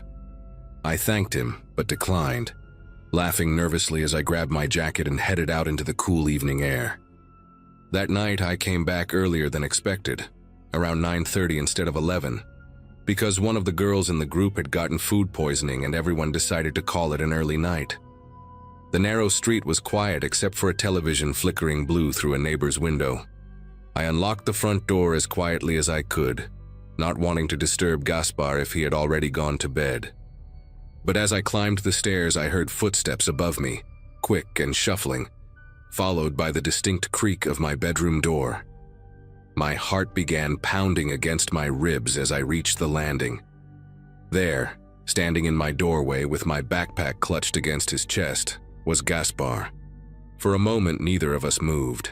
His expression shifted through several emotions: surprise, something that looked almost like fear, and then a smile that spread too slowly across his face. He explained his voice overly casual, that he had noticed my window was not closing properly and wanted to check on it before the rain came. He set my backpack down on the bed, patted it twice like it was a sleeping pet, and wished me a good night before shuffling past me down the hallway. I stood there for what felt like minutes, my pulse thundering in my ears, trying to convince myself that I had misread the situation entirely. I barely slept that night. Every creak of the old house made me jolt awake, and I found myself staring at the gap beneath my door, watching for shadows. I had pushed the heavy wooden dresser in front of it before getting into bed, telling myself I was being paranoid, that Gaspar was just an odd but harmless old man. But when morning light finally crept through the curtains, I checked my backpack and found everything seemingly in place. My passport, my wallet, my emergency cash hidden in a zippered pocket inside my toiletry bag. Nothing was missing. I almost laughed at myself, at the dramatic American girl who watched too many true crime documentaries. I decided I would stay the remaining 2 nights as planned, but keep my distance from Gaspar. Spend more time out of the house, maybe even find a cafe with Wi-Fi where I could work on editing the hundreds of photos cluttering my phone. I grabbed my phone from the nightstand to check my messages, and that was when I noticed it. The small tray on the side of the device was slightly ajar, and when I pulled it open, the slot was empty. My SIM card, my only connection to calling and texting without Wi-Fi, was sitting neatly on the wooden desk across the room, propped against the base of a ceramic lamp like someone had placed it there deliberately for me to find. My mind raced through explanations that made sense. Maybe I had taken it out myself and forgotten. Maybe it had fallen out somehow and Gaspar had found it on the floor and placed it there for me. But I knew neither of those things was true. I remembered using my phone to text my sister right before falling asleep. Remembered the little green bubble confirming the message had sent. Someone had removed that SIM card while I slept, while the dresser blocked the door, which meant they had either moved the furniture without waking me, or they had come through another way. I walked to the window and examined the latch. It was old, the kind that could be jimmied open with a butter knife, and the frame showed faint scratches that I had not noticed before. My stomach twisted into a knot so tight I thought I might be sick. I shoved the SIM card back into my phone with trembling fingers and immediately tried to book a taxi to the airport. I did not care about the remaining nights I had paid for. I did not care about the non-refundable reservation or the carefully planned itinerary. I just needed to leave this house, this street, this city that had transformed overnight from charming to suffocating. The first taxi I requested through the app accepted my ride, and I watched the little car icon on the screen begin moving toward my location. I started throwing clothes into my suitcase without folding them, shoving toiletries into side pockets, not caring about organization or wrinkles or any of the meticulous packing habits I normally obsessed over. Then, about 3 minutes before arrival, the driver canceled. No explanation, just a notification that my ride was no longer available. I requested another one. A different driver accepted, and again I watched the icon approach on the map, getting closer and closer until it was practically on top of my pin. Then he canceled too. I tried a third time with the same result. Acceptance, approach, cancellation. On the fourth attempt, I watched the car actually turn onto my street, pause for nearly a minute, and then make a sharp U-turn before the cancellation notification appeared. I stood at my window looking down at the narrow road, my suitcase zipped and waiting by the door, and I saw the white sedan disappear around the corner like it was fleeing from something. I switched to a different taxi app, one of the local Portuguese services I had downloaded as a backup. The first driver who accepted sent me a message almost immediately. "This address? You are sure?" I typed back, "Yes, please hurry." He canceled 30 seconds later without another word. I finally went downstairs, thinking maybe I could walk to a busier street and hail a cab the old-fashioned way. Gaspar was sitting at the kitchen table with a newspaper spread in front of him and a small cup of espresso steaming by his elbow. He looked up when I appeared with my suitcase and something flickered across his face. Not surprise exactly, but a kind of resigned disappointment, like a parent catching a teenager sneaking out past curfew. He asked if I was leaving early, and I told him there was a family emergency back home, that I needed to catch the next flight to Denver. He nodded slowly, folding his newspaper with deliberate care, and said that was very unfortunate because the neighborhood had been having some problems lately. Problems with what? I asked, my voice coming out sharper than I intended. He waved his hand vaguely and mentioned something about break-ins, about strangers asking questions, about how it was not safe for a young woman to be wandering around alone with luggage. He offered to call someone for me, a friend who had a car who could take me to the airport for a fair price. Every instinct in my body screamed at me to refuse, to walk out that door and take my chances on the street. But the memory of those 4 taxi drivers canceling, of that white sedan fleeing like my address was cursed, made me hesitate just long enough for Gaspar to pick up his phone and dial. He spoke in rapid Portuguese, too fast for me to catch more than a few words. Americana, aeroporto, agora. When he hung up, he smiled and told me his friend would arrive in about an hour, that I should relax and have some tea while I waited. An hour felt like an eternity, but what choice did I have? I sat in the living room with my suitcase beside me like a loyal dog, declining the tea he offered 3 separate times. Gaspar settled into an armchair across from me and watched a football match on a small television mounted in the corner, though I noticed his eyes kept drifting toward me, toward the front door, toward the window facing the street. The afternoon light began to fade, and the hours stretched into 2. I asked about his friend, and he assured me he was coming, that Porto traffic was terrible, that I should be patient. By the time the sun dipped below the terracotta rooftops, I knew no one was coming to take me to the airport. I stood up and announced I was going to walk to the main road and find my own transportation. Gaspar rose from his chair faster than I would have thought possible for a man his age, positioning himself between me and the door, with his hands raised in a gesture that was probably meant to be calming, but felt like a wall. Outside, dogs had begun barking. Not just 1 or 2, but what sounded like every dog in the neighborhood, a chorus of frantic yelping that rose and fell in waves. I moved to the window and pulled back the lace curtain, and what I saw made my breath catch in my throat. 2 cars were parked on the narrow street below, both dark sedans with their engines running, exhaust puffing white in the cooling evening air. I could see silhouettes inside, 2 people in the front car, at least 3 in the back one. But their features were obscured by the fading light and the tinted windows. They were not moving, not getting out, just waiting. I turned to Gaspar and demanded to know who they were, what was happening, why I could not leave. He looked at me with an expression I will never forget, a mixture of pity and fear that seemed genuine, that made him look suddenly very old and very tired. He shuffled toward the staircase and gestured for me to follow him back to my room.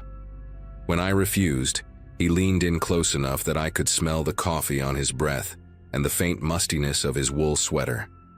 His voice dropped to barely above a whisper as he said the words that still echo in my nightmares.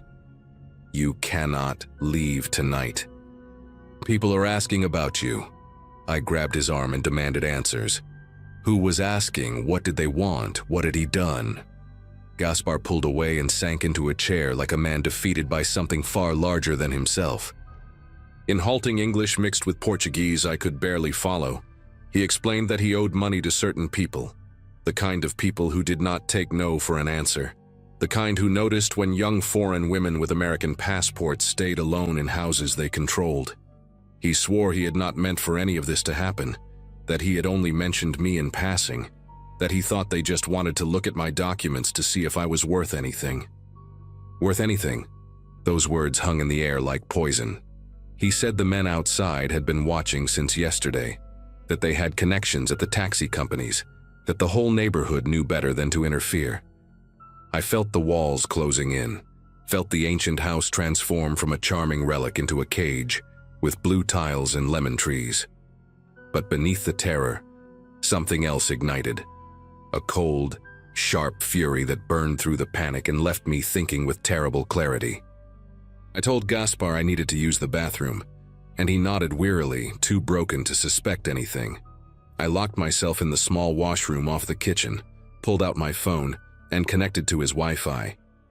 My fingers flew across the screen as I opened every app I could think of. I messaged the American Embassy emergency line on Facebook. I emailed the consulate with my location and a desperate plea for help. I posted in a travel safety group with my exact address and a photo of the street I had taken days earlier. And I sent my sister a voice message explaining everything in case it was the last thing she ever heard from me. Then I did something that probably saved my life. I found the local Porto police emergency contact online and sent them a WhatsApp message with my passport photo, my location pin, and a frantic explanation that I was being held against my will by people who wanted to traffic me. I did not know if they would respond, did not know if WhatsApp was even a legitimate way to contact law enforcement, but I had nothing left to lose. I stayed in that bathroom for nearly 40 minutes, refreshing my messages, listening to the muffled sounds of Gaspar pacing in the kitchen and the dogs still barking outside. And then, like a miracle, I heard sirens. Distant at first, then closer, then right outside the window. I heard car doors slamming, engines revving, and tires screeching as the dark sedans fled into the night. I heard shouting in Portuguese, heard Gaspar's voice high and panicked, heard heavy footsteps on the stairs. When the police knocked on the bathroom door and called out in accented English that I was safe, I collapsed onto the cold tile floor and sobbed harder than I have ever sobbed in my life. They escorted me out of that house within the hour, took my statement at the station until nearly 3 in the morning, and put me on a flight back to Denver the next afternoon with a police escort to the gate. I never learned exactly who those men were or what would have happened if the sirens had not come. Gaspar was arrested, though I do not know what charges stuck or if he is still in prison. What I do know is that I have not traveled alone since, that I check the locks on my apartment 4 times before bed, and that sometimes, when a car idles too long on my street, I feel that same cold dread wrap around my chest like a fist. I survived something that night in Porto, something I still do not fully understand, and the only reason I am here to tell you this story is because I trusted my instincts and fought back with the only weapon I had, a phone and a desperate hope that someone, somewhere, was listening.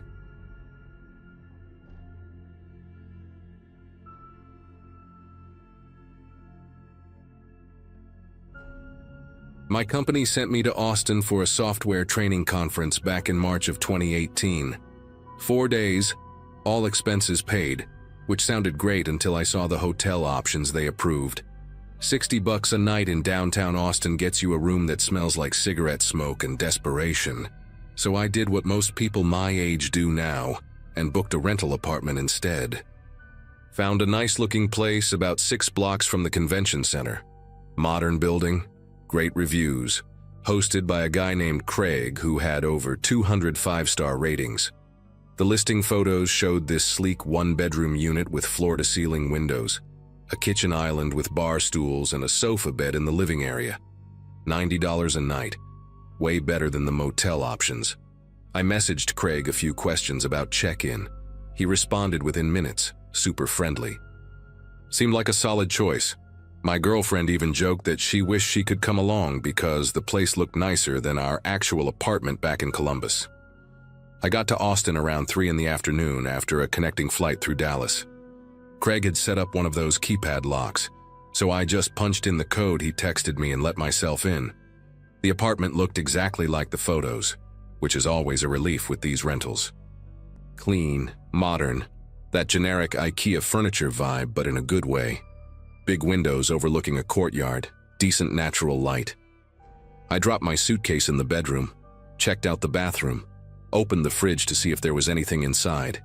Standard stuff, a few condiment packets, bottled water, a welcome note on the counter with the Wi-Fi password and some restaurant recommendations. I remember thinking this was going to be a smooth trip.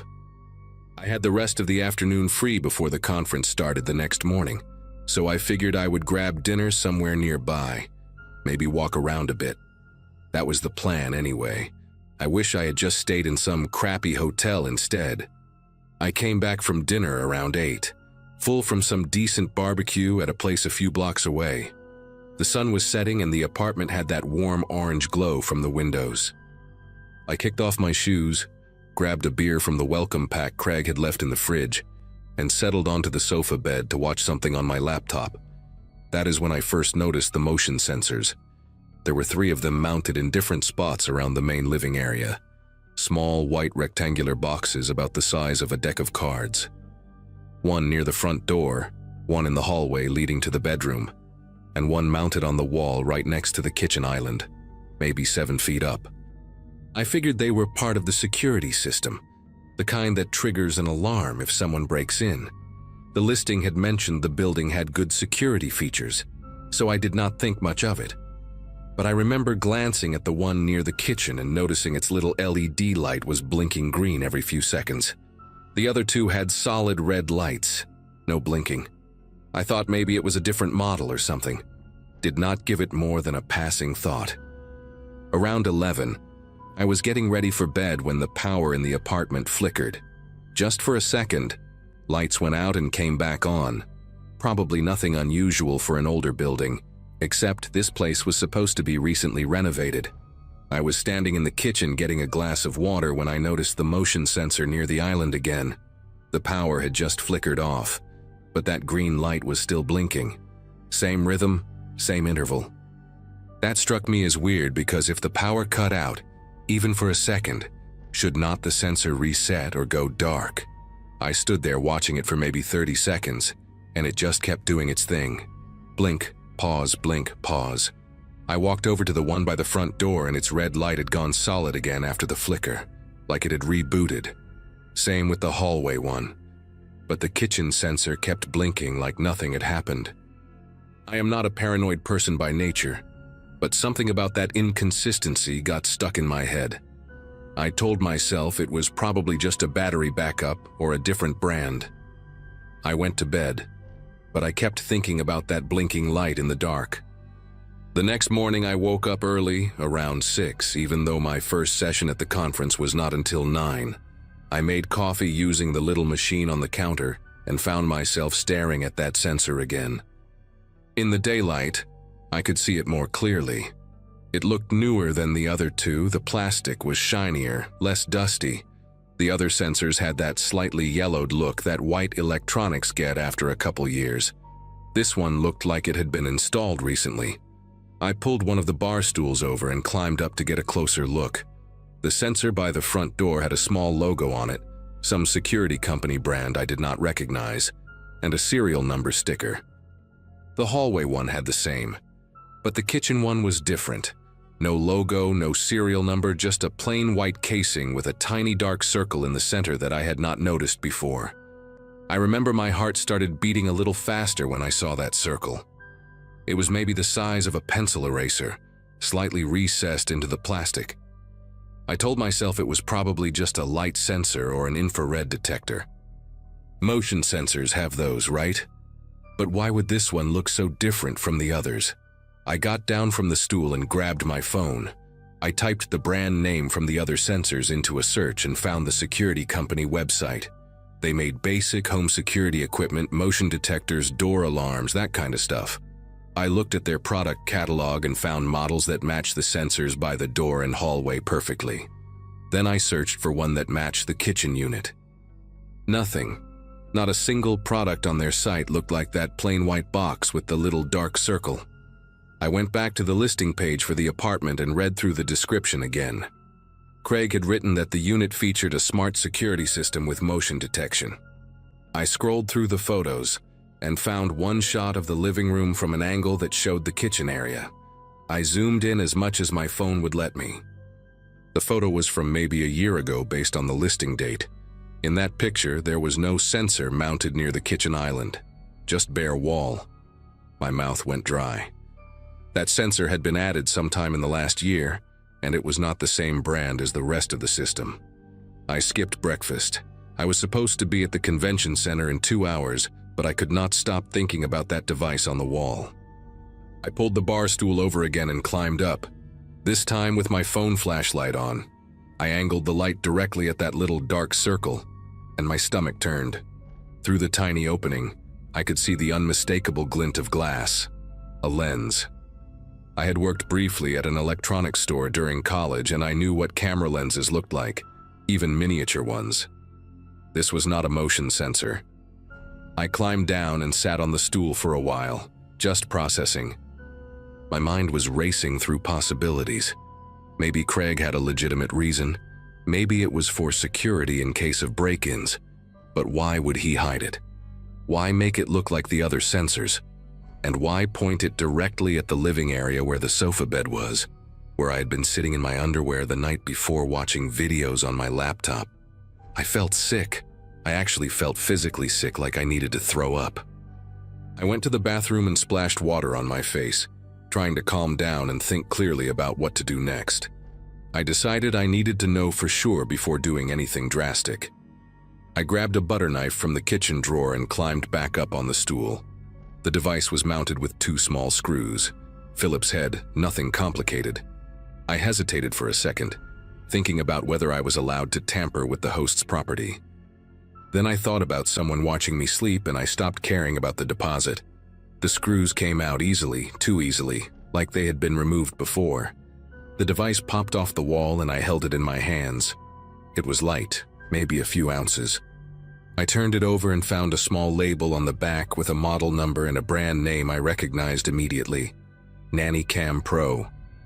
I had seen these advertised online, marketed to parents who want to keep an eye on babysitters, or to people who suspect their spouse is cheating.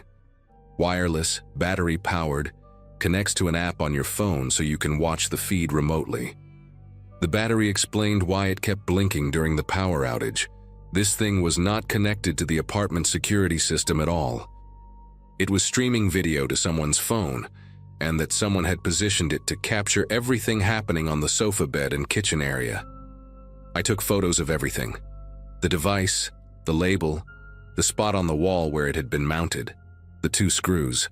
I even took a video of myself turning the camera over and showing the Nanny Cam Pro branding. My hands were not steady, but I got the footage I needed. Then I sat down and messaged Craig through the rental app. I kept it simple. Said I found a camera hidden in the living room and asked him to explain. He responded within 5 minutes, which told me he had probably seen me remove it from the wall through the live feed. His message was calm, almost rehearsed. He said I must be confused, that it was just a heat sensor for the smart thermostat system. Nothing to worry about. He even added a smiley face emoji at the end. A smiley face. I typed back that I had removed it and found the Nanny Cam label on the back. There was a long pause, maybe 10 minutes, where he did not respond. I just sat there staring at my phone, waiting. When he finally replied, his tone had shifted. He said the previous tenant must have installed it and he had no idea it was there. He apologized for the confusion and offered me a partial refund for the inconvenience. I almost laughed at that response. The previous tenant installed a wireless camera that was still actively streaming to someone's device, and Craig had no idea. The thing was blinking green, clearly powered on and functioning, and his first response was that it was a heat sensor, not that he did not know about it. He changed his story the moment I proved I knew what it actually was. I told him I was not interested in a partial refund and that I was going to report this to the police. He started calling me immediately, back-to-back 5 calls in a row. I did not answer. He sent more messages saying we could work this out, that there was no need to involve anyone else, that he would refund the entire stay and give me a credit for a future booking. The desperation in his messages made my skin prickle. This was not the reaction of someone who had just learned about a camera in his property. This was someone trying to make a problem disappear. I blocked his number on my phone and called the Austin Police Department non-emergency line. The woman who answered sounded tired, but she perked up when I explained what I had found. She told me to stay where I was and that an officer would come to take a report. 2 officers showed up about 40 minutes later, a man and a woman, both pretty young. I showed them the camera, the photos, the messages from Craig. The female officer, whose name tag said Fuentes, examined the device and nodded slowly like she had seen this before. She told me that hidden cameras in short-term rentals had become a growing problem, that they got a few reports like this every month. She asked if I had changed clothes in the living room area or done anything private. I thought about the night before, how I had stripped down to my boxers because the apartment was warm, how I had video called my girlfriend before bed while sitting on the sofa. My face must have gone pale because Officer Fuentes put her hand on my shoulder and told me they would take this seriously. They confiscated the camera as evidence and took my statement. The male officer made some calls and found out that Craig owned 3 other rental units in the Austin area. 3 other apartments where he could have done the same thing. They told me I should find somewhere else to stay for the rest of my trip and that a detective would follow up with me in the coming days. I packed my bag in about 4 minutes and got out of there. I ended up at a chain hotel near the airport, $70 a night, ugly carpet and all. I did not care. I checked every corner of that room twice before I even sat down on the bed. The detective called me 2 weeks later, after I was already back home in Columbus. She told me they had executed a search warrant on Craig's residence and found external hard drives containing footage from multiple properties going back almost 2 years. Hundreds of hours of video, guests sleeping, getting dressed, being intimate with partners. She could not tell me if I was on any of those recordings, said it was part of an ongoing investigation. Craig was arrested and charged with multiple counts of voyeurism, but I never found out what happened after that. I searched for news articles, court records, anything, but his name never showed up in any public reports. Maybe he took a plea deal, maybe the case is still pending. I genuinely do not know. What I do know is that I think about that little green blinking light more often than I want to admit. Every hotel room, every rental, every friend's guest room, I find myself scanning the walls and ceilings before I can relax. My girlfriend and I went to a cabin in Michigan last fall, and I spent the first hour unscrewing smoke detectors and checking behind mirrors. She says I have become paranoid. Maybe she is right. But someone watched me in my underwear, watched me sleep, watched me have a private video call with the person I love. And there might be a recording of it on some hard drive in an evidence locker somewhere in Texas. That is not paranoia. That is just knowing what people are capable of when they think no one is paying attention.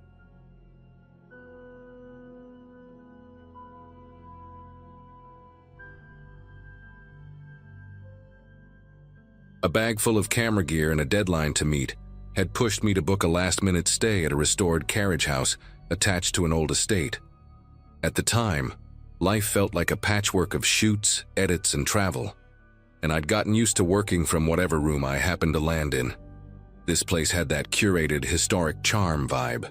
Exposed beams, polished floors, the smell of furniture wax lingering in the air.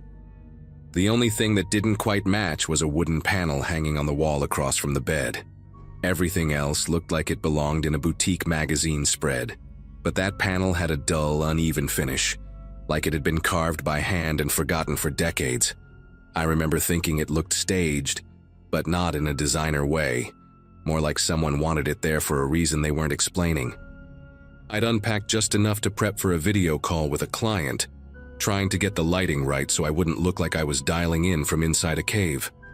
I shifted my lamp a few inches, then a few more, and that's when my attention drifted back to the panel.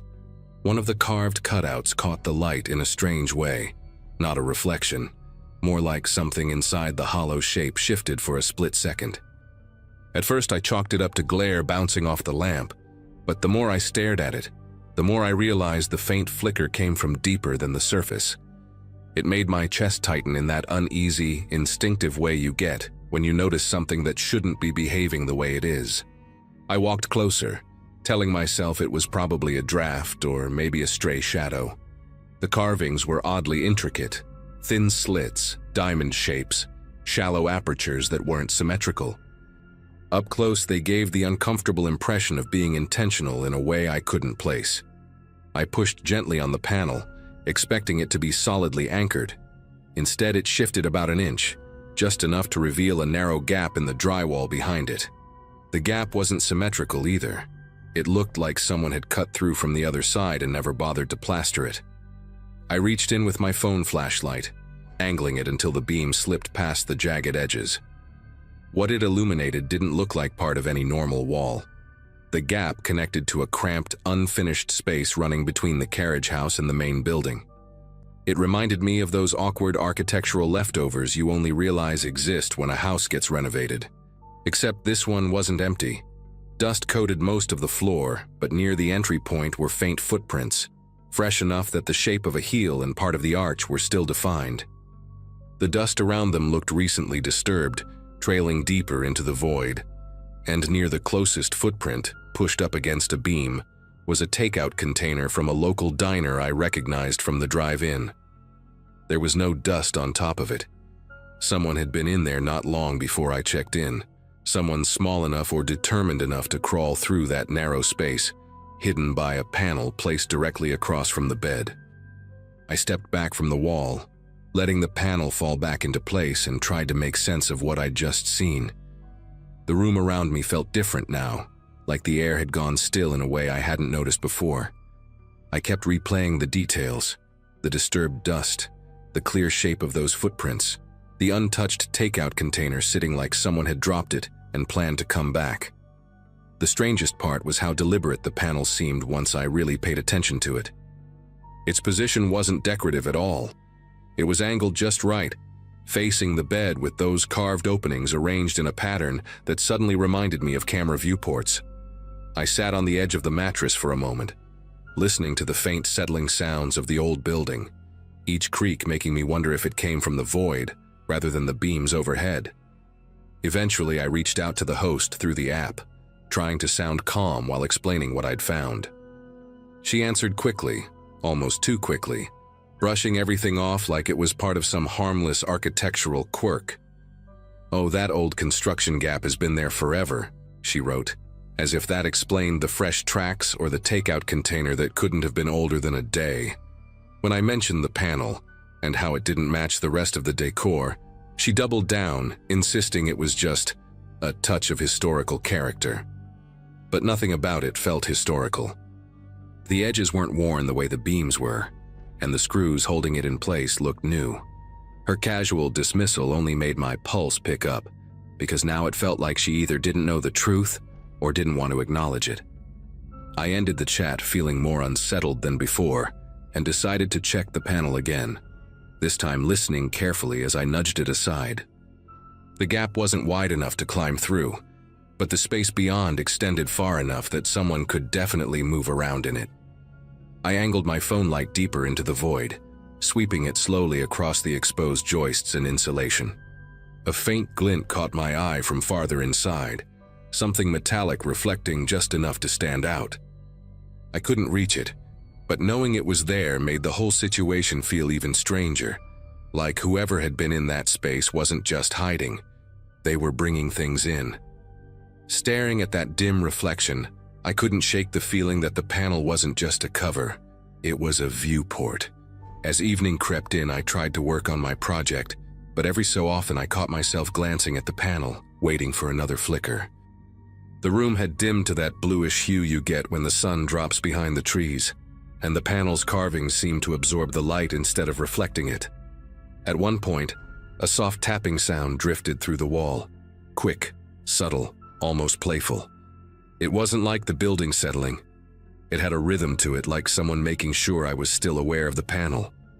I set my laptop aside and stood completely still, straining to hear anything else. The tapping didn't continue, but something inside that void shifted, just a small movement, a faint rustle. Enough to confirm I wasn't imagining things. Someone was in there, and they were waiting for the right moment to move again. Night settled over the property in a way that made the carriage house feel detached from the rest of the world. The estate's exterior lights barely reached my windows, leaving most of the room in a muted haze. I tried distracting myself with editing work, but every sound felt amplified. The hum of my charger, the faint rattle of the old pipes, even the distant breeze threading through the trees outside. I kept glancing at that wooden panel, trying to convince myself I was being dramatic, but each time I looked, the carvings seemed slightly darker, like whatever space sat behind them was absorbing the glow of the room. I angled my lamp away from it, hoping not to catch another flicker, but that only made the rest of the wall seem to recede into a deeper shadow. After an hour of trying to ignore the unease creeping into my thoughts, I decided to message a friend who lived a few states over. I didn't give every detail at first, just said the rental had some weird construction stuff and that I wasn't loving the energy in the room. She asked if the place had good reviews, and I told her it did, though now I wondered how many people had actually inspected the walls. While we talked, I kept pacing between the bed and the kitchenette, never letting my back face the panel for too long. Halfway through typing a message, I heard a soft scrape from inside the wall. Not loud, not aggressive, just enough to make my breath catch. The timing felt deliberate, like whoever was inside knew I'd been trying to reach someone. I moved closer again, phone in hand, and leaned in toward the carvings.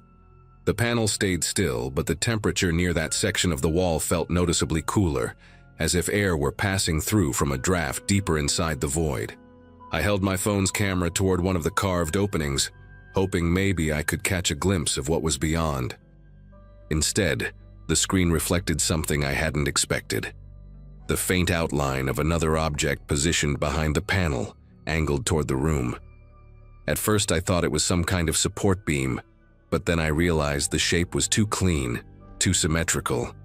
It looked like a small plastic housing, the kind used for cheap lenses or peephole kits, not built into the wall. Added. That's when a slow, steady exhale drifted through the gap. I backed up instinctively, heart pounding so hard it felt like it echoed through my ribs. The exhale wasn't forceful or threatening, but it carried the unmistakable sound of someone trying to stay quiet and failing. I stared at the panel, half expecting it to shift forward, but it didn't move. Whoever was in that hidden space was choosing not to reveal themselves, which somehow felt worse. The silence that followed stretched out so thin it felt like it could snap. I had the overwhelming sense that if I turned away for too long, the panel might not look the same when I faced it again. The gap behind it had held footprints, food, and a lens. Now it held someone breathing, watching, waiting. Calling the host again felt like the only reasonable move, even though her earlier dismissal had rattled my trust. I stepped outside onto the small porch to get distance from the panel, gripping my phone so tightly I nearly dropped it. When she picked up, her tone was strained, like she'd been expecting the call but wishing she hadn't. I explained what I had heard, every scrape, every shift, every breath, and I could tell she wanted to wave it away again, but something in my voice must have cut through her routine reassurances. After a long pause, she admitted the property had old access routes that previous owners used for maintenance. When I mentioned the fresh footprints, she stopped talking altogether. Eventually, she said she was on her way over, but her hesitation made it sound like she wasn't coming to solve a problem, just to contain it. The wait for her arrival felt endless. I stayed outside with the porch light buzzing overhead, glancing back through the window every few seconds to keep the panel in sight. The room looked perfectly still from the outside, but that made me even more nervous. It felt staged, like someone inside the wall had also gone quiet now that I was out of reach. I kept imagining the hidden space running between the buildings, twisting and narrowing, unknown corners hidden by decades of construction. Someone could crawl through all that without ever stepping foot inside the room itself. When headlights finally cut across the gravel driveway, I felt a rush of relief, brief but strong enough to push me forward. The host stepped out of her car with a flashlight in hand, avoiding eye contact as she walked toward me. She didn't ask how I was or apologize for the situation. She just told me to wait outside while she checked the interior. I couldn't let that happen. If someone was in the wall, I wasn't letting her walk into that room alone. We went in together, her flashlight scanning the floor, the corners, finally landing on the panel. Up close, even she seemed surprised by how out of place it looked. Without saying much, she tugged the panel free. Behind it, the gap yawned open, the void stretching into darkness. Her beam caught the footprints, the takeout container, and then, farther in, the glinting object I'd seen earlier. It wasn't a peephole lens. It was a small handheld camera, pointed directly toward the room. She backed away fast, breathing unevenly, and whispered that she needed to call her husband. I didn't wait to hear why. I grabbed my bag, every piece of equipment shoved in without care, and stepped outside while she stayed frozen near the wall. By the time I reached my car, she was on the phone speaking in a low, frantic tone. I drove off without looking back, not wanting to see whether something else shifted inside that void as I left. Later that night, she messaged me saying the issue had been handled and that authorities had been notified. No explanation, no detail, just a vague reassurance that didn't put anything to rest. I still don't know how long someone had been using that hidden corridor, or how many guests they watched before me. All I know is the panel wasn't there for decoration, and whoever had been behind it wasn't done until we found the camera.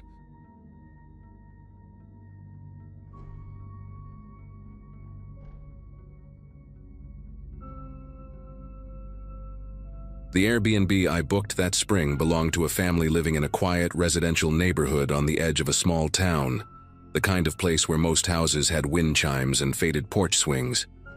I'd taken the trip to get a break from my cramped apartment and finish a remote work project without constant interruptions. The listing showed a separate guest suite attached to the main house, with its own entrance, and a small laundry room between the two spaces. I remember noticing how the laundry room door had a heavy old brass handle, tarnished in a pattern that looked almost like fingerprints frozen into the metal. The host, a woman named Laura, greeted me at check-in with a quick tour and a rehearsed explanation about privacy. Everything seemed straightforward, even comforting in that mild suburban way. The first couple of days passed quietly.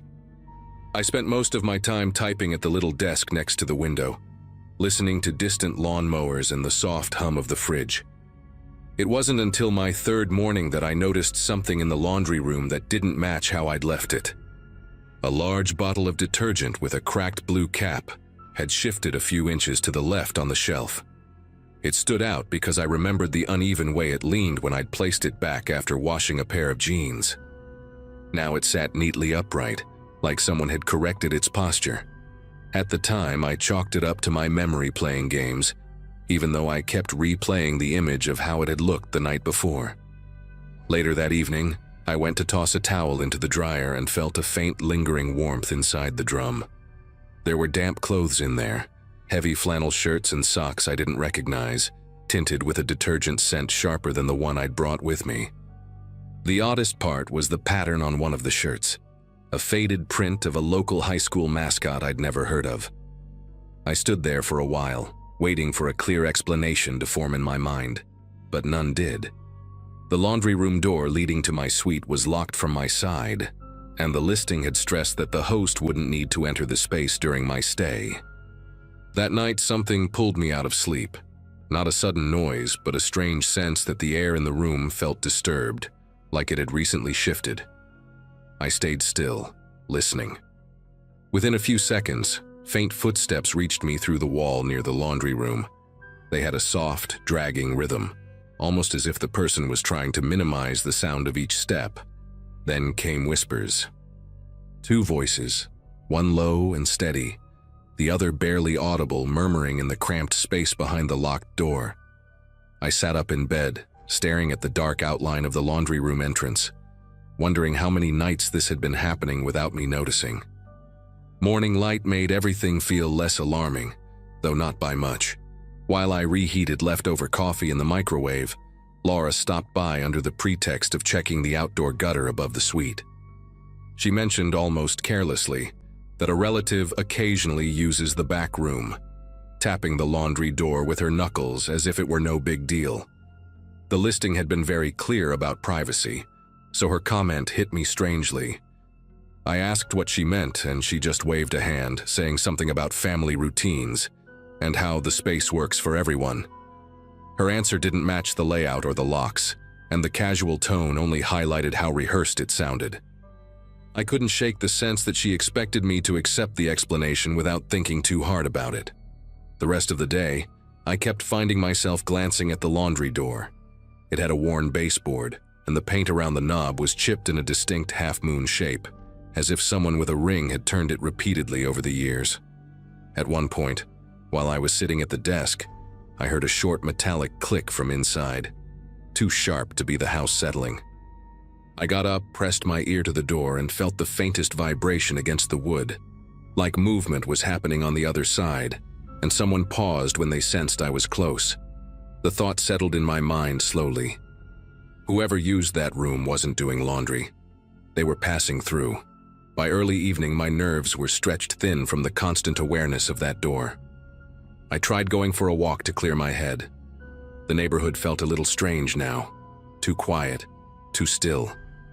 When I returned, I noticed something I hadn't before. A set of scuff marks on the floor tiles near the laundry door, forming a narrow arc that suggested a heavy object being pivoted or a foot twisting for balance. They weren't mine. My shoes left a different pattern entirely. That detail stuck with me more than I expected. It meant whoever came in wasn't trying to hide all evidence, only enough to avoid immediate suspicion. When I went to bed that night, I positioned a suitcase and a metal folding chair against the laundry room door, not as a real barricade, but as a way to alert me if anyone tried to come through.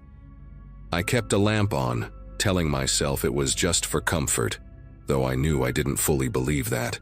Sometime after midnight, I caught a faint sound again, barely their movement, too steady to be pipes or settling wood. The chair trembled slightly, just enough to tap against the wall, and everything inside me paused at once. I didn't call out. I didn't move.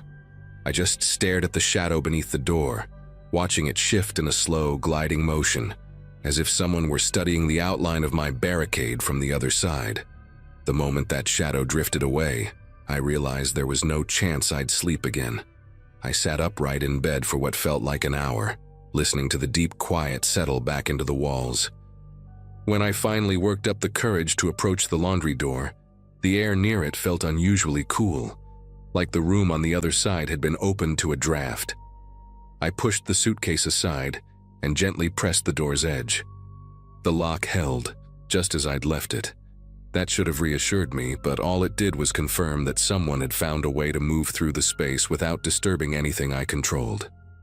I backed away slowly, making sure every light in the suite was on before I returned to the bed. At sunrise, I packed my bag in silence. The decision felt instinctive, not panicked, just necessary. Before leaving, I opened the laundry room door cautiously, half expecting someone to be waiting behind it. Instead, I found a detail I hadn't noticed before, a narrow seam in the drywall behind the dryer, running vertically like a hidden panel. The edges were smudged with faint streaks of gray, almost like fingerprints dragging along plaster. I didn't touch it. Just seeing it was enough to understand how easily someone could slip in and out without using the locked door at all. The entire setup suddenly made sense in a way that made the room feel smaller. When I stepped outside, Laura was on the porch watering a planter filled with wilted basil. She didn't look surprised to see me leaving early. She just asked if everything had been comfortable enough, phrasing it in a way that made the question sound like a test rather than genuine concern. I told her I had a schedule change and needed to hit the road. She nodded slowly, as though she already knew I wouldn't be staying.